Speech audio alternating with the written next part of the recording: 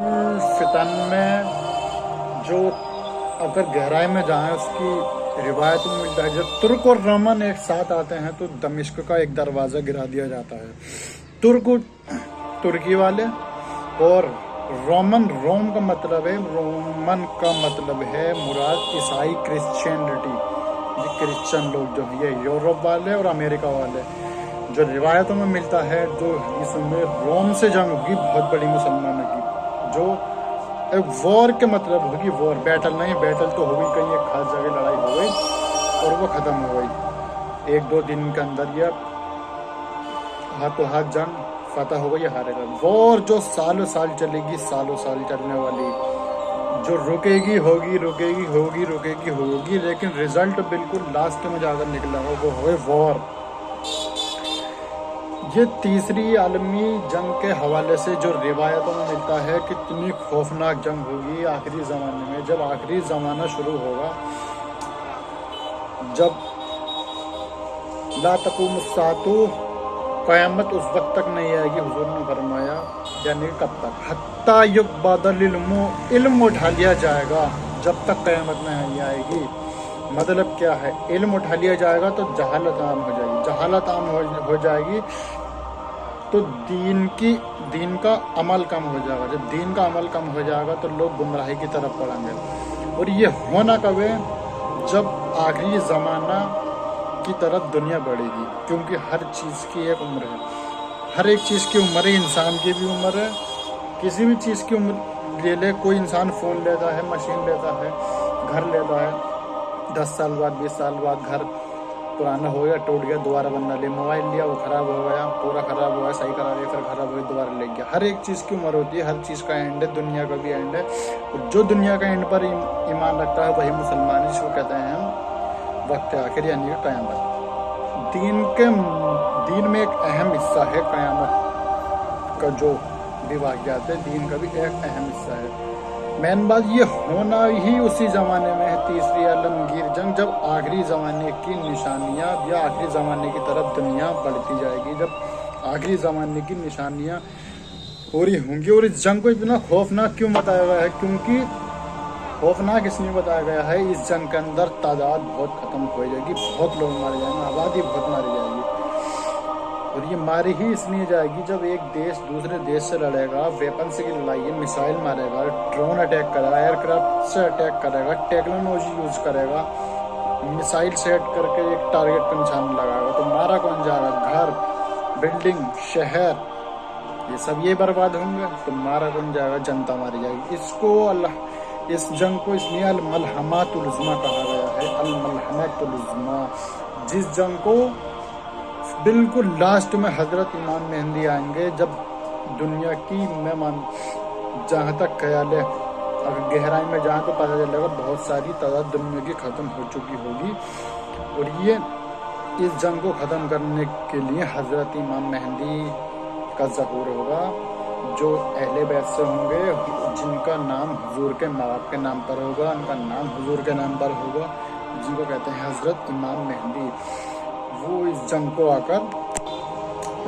آ کر وہ ختم کریں گے، اور جتنے بھی مسلمان ملک کے اوپر روم نے اور یہود اور نصارہ نے قبضہ کر لیا ہوگا، ان سب کو واپسی لیں گے۔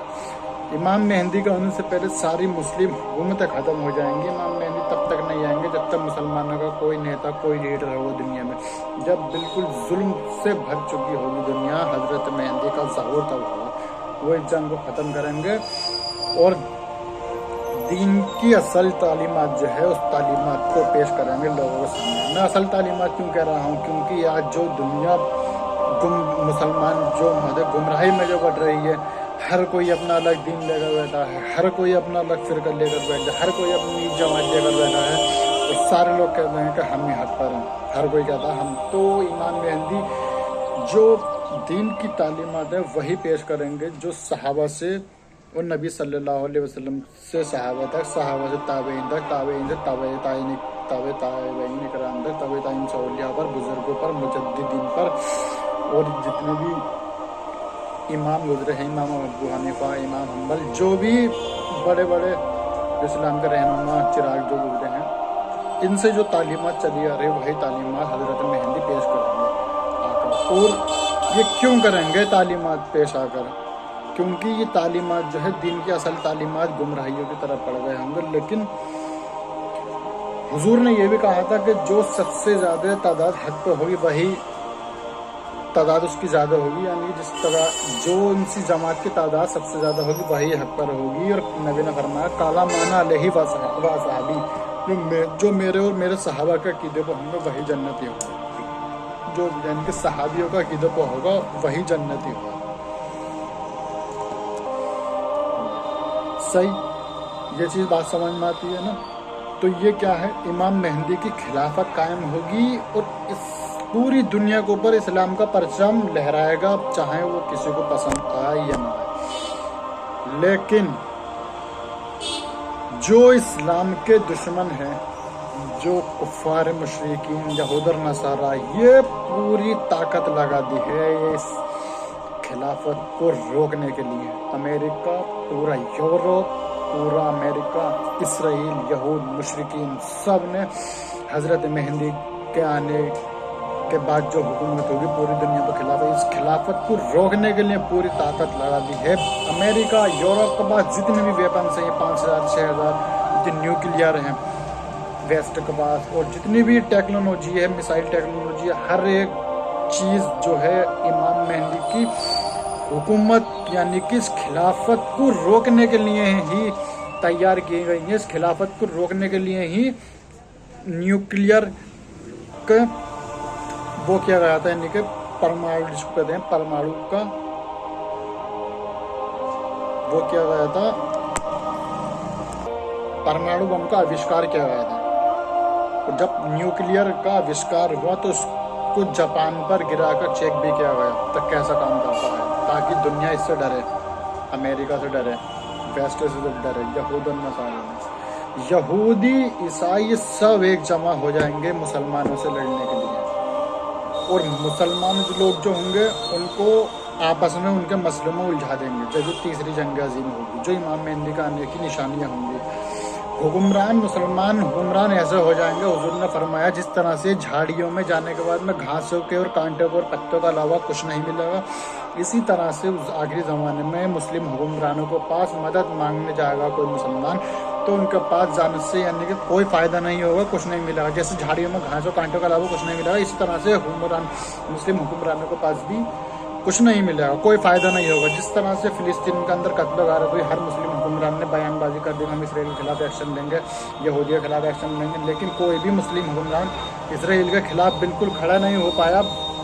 لوگ بھوک اور پیاس سے تڑپ تڑپ مطلب شہید ہوتے جا رہے ہیں. تو یہ بات بھی یہاں پوری ہوئی. حضور نے کہا کہ حکمران کوئی کام نہیں آئے گا. تو یہ حکمران جو ایسے حکمران اس زمانے میں کیوں ہے، کیونکہ یہی امام مہدی کی نشانی ہے، یعنی کہ امام مہدی کے آنے سے پہلے، کیونکہ امام مہدی آئیں گے تو اسلام کا نظام لاگو کریں گے دنیا کے اندر.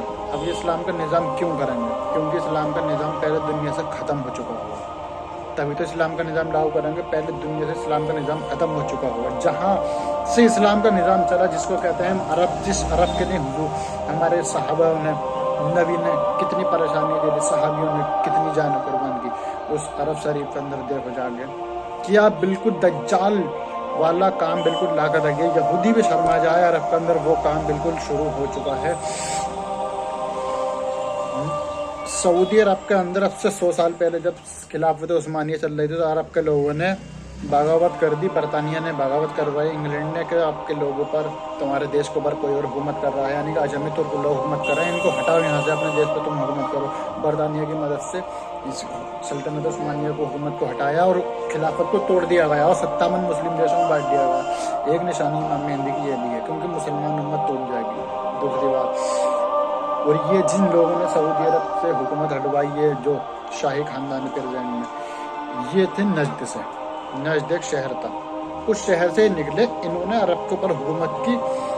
پھر انہوں نے جو کام کرنا شروع کیا یہود اور نصارہ کے ساتھ مل کے کہ ہم ٹیکنالوجی اور اپنے بزنس اور ملک کی ترقی کے لیے آپ کے ساتھ مل کر کام کریں گے. اور انہوں نے ہر وہ کام عرب کے اندر کر دیا. کیا کیا کیا؟ Picture hall, film theatre, birth day party, شراب کو عام کر دیا گیا، کلب کھول دیا گیا، اسٹیڈیم بنا دیا گیا. बड़े बड़े उलमाओं ने इसके खिलाफ बोला तो उनको कैद कर लिया गया, मंदिर तामीर कर दिया गया, बुत परस्ती कर दी गई, फैशन शो लागू कर दिया गया कि कहाँ सऊदी अरब के अंदर डुप्लीकेट काबा बनाकर उसके ऊपर नंगी लड़कियां नचाई गई, कितनी बेहुरमती की गई काबा शरीफ की।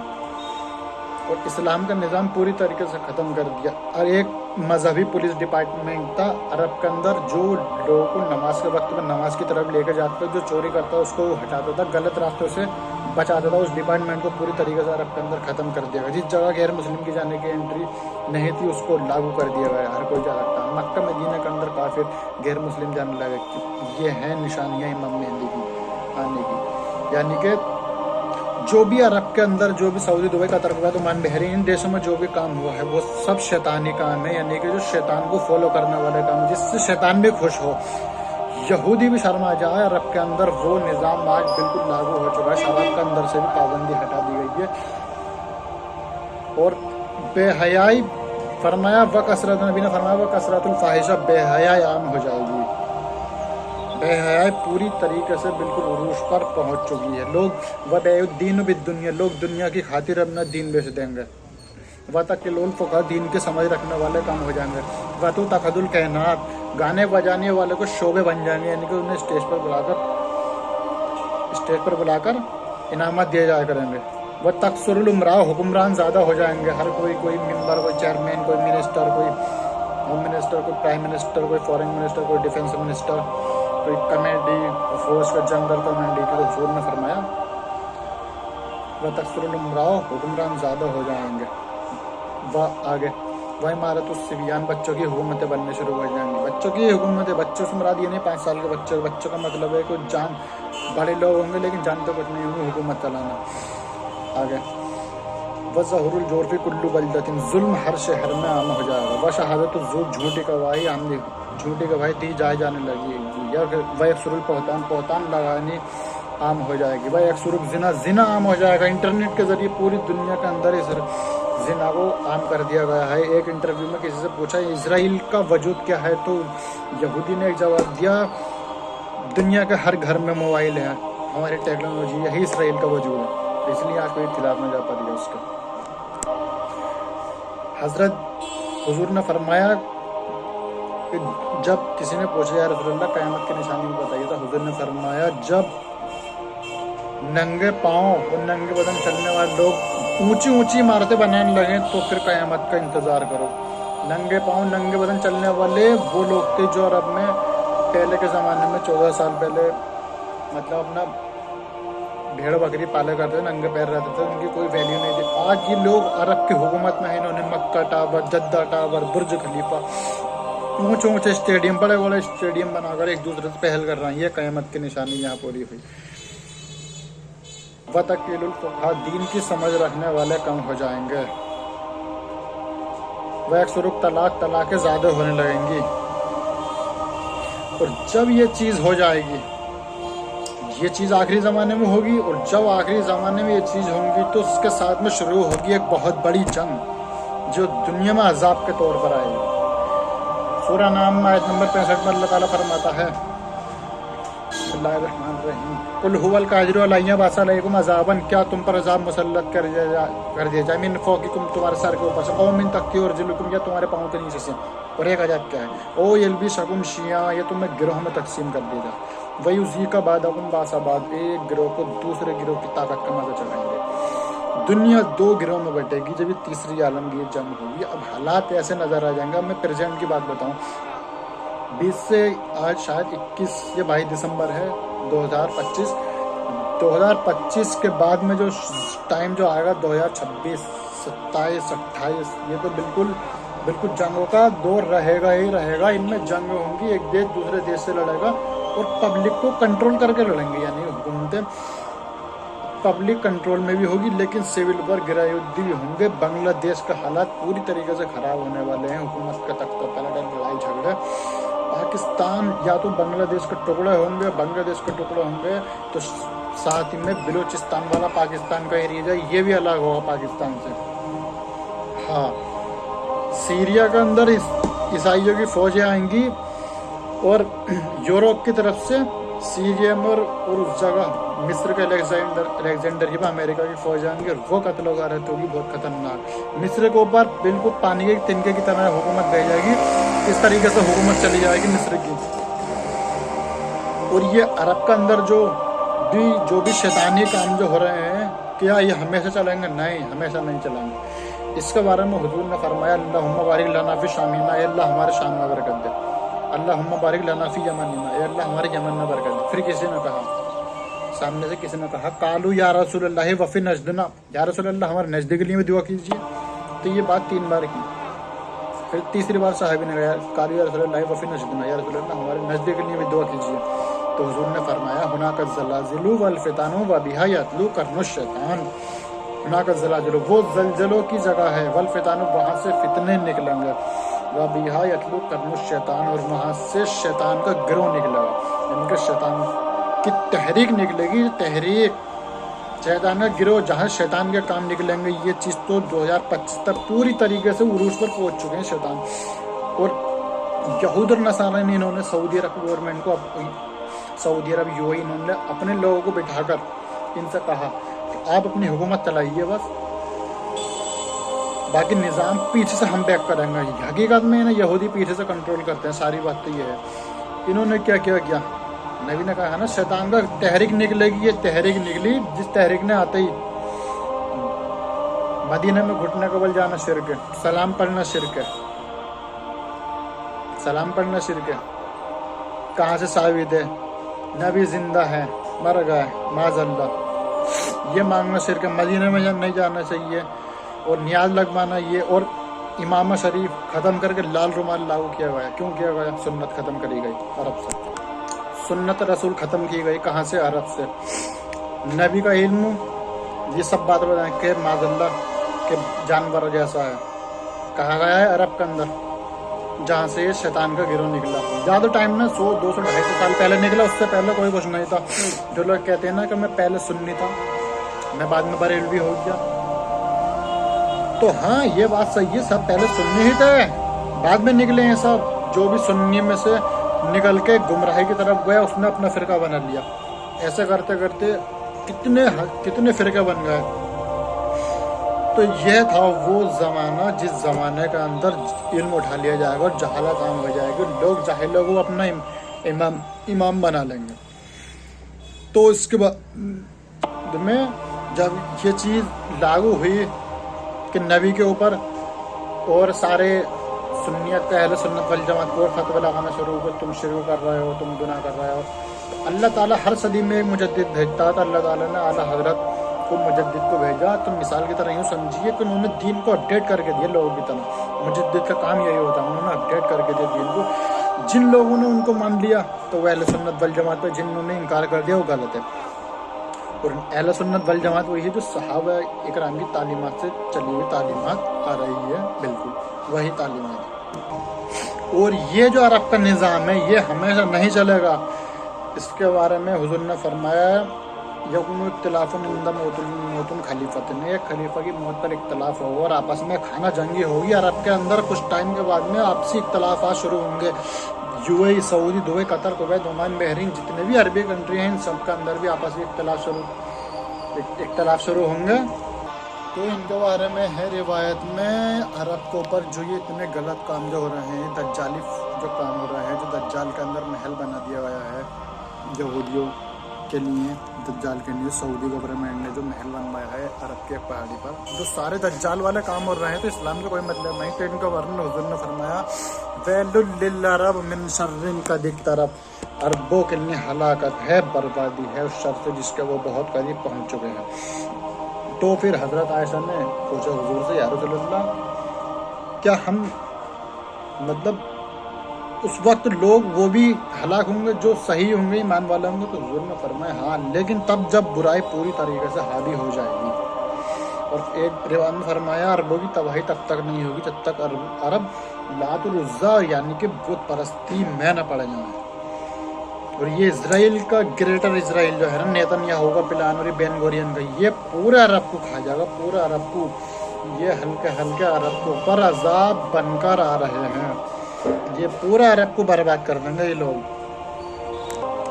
और जिस कदर गुमराहियत फैल रही है, फितने फैल रहे हैं, फितना वो होता है जो होता कुछ और है, दिखता वो कुछ और है, और अल्लाह ताला की तरफ से आजमाइश भी होती है इनमें।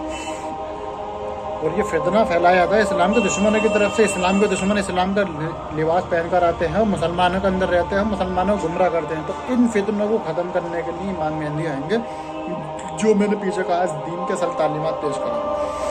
जब इमाम मेहंदी फितनों को ख़त्म करेंगे, और आज के दौर में फितनों का दौर है, तो क्या मतलब, इमाम मेहंदी की ये निशानियाँ हैं। और इमाम मेहंदी आएंगे और उनकी मदद के लिए फिर हज़रत ईसा अलैहिस्सलाम का नज़ूल होगा, जो हज़रत ईसा अलैहिस्सलाम वापसी आएंगे, वो दज्जाल को कत्ल करेंगे। सही। तो जब इतनी बड़ी हस्ती, एक नबी उम्मती बनकर आएंगे और इमाम मेहंदी के पीछे नमाज पढ़ेंगे, इसलिए इमाम मेहंदी इमाम कहा जाता है। इतनी बड़ी हस्ती अल्लाह ताला इनको भेजेगा, जिसका जिक्र 14 साल पहले नबी कर रहे हैं। तो सोचो, क्या वो इतनी बड़ी हस्ती का आज के गुनाहगार कौम के लिए आ जाएंगे? नहीं, बिल्कुल नहीं। पहले ये गुनाहगार कौम जो होगी, जो अरब के अंदर ही और बाकी पूरी दुनिया के अंदर ये छटेगी, दुनिया की सफाई होगी, तभी उनका ज़हूर होगा। जो नेक लोग होंगे वो इमाम मेहंदी के साथ होंगे। मदीना के अंदर 3 ज़लज़ला आएंगे इमाम मेहंदी के दौर में, उस ज़माने में। जो मुनाफिक होंगे मदीना छोड़ कर भागेंगे, जो मोमिन होंगे मक्का मदीना आएंगे, मदीना आएंगे वो लोग, ये सोच के मदीना में मरना हमारी ज़िंदगी का सबसे बेहतर कामयाबी है। तो ऐसे जो मुनाफिक होंगे दज्जाल के साथ होंगे, जो मोमिन होंगे हज़रत मेहंदी के साथ होंगे। इस तरीके से पूरी दुनिया के ऊपर इस्लाम का निज़ाम लागू होगा। कोई ईंट गारे का बना हुआ घर नहीं होगा जो जिस घर के अंदर दीन न पहुंच जाए। दुनिया के अंदर क्या हो रहा, अल्लाह ताला ने दुनिया नबी के खातिर बनाई, हुजूर सल्लल्लाहु अलैहि वसल्लम के खातिर। अब उस दुनिया में नबी की इज्जत न रहे, नबी को गालियाँ दी जाए, तो ऐसी दुनिया क्या होगी? फना होगी, दुनिया फना होगी, यानी कि तबाह होगी। किताबुल फितन की रिवायत में मिलता है कि जब अरब की गलियों में और अरब के रोडों पर जब पानी का बहाव शुरू हो जाए, यानी कि नहरें बनने लगें, तो समझो तबाही और बर्बादी बहुत करीब है। मगरिब में बगावत होगी, तुर्क और रोमन एक साथ आएंगे, दमिश्क का दरवाज़ा गिर जाएगा, और मुसलमानों की ईसाइयों से जंग होगी, और एक ईसाई के एक फ़िरके से सुलह होगी, तो दूसरे से जंग होगी, और एक फ़िरका ईसाइयों का मुसलमान के साथ खड़े होकर मुसलमानों से लड़ेगा।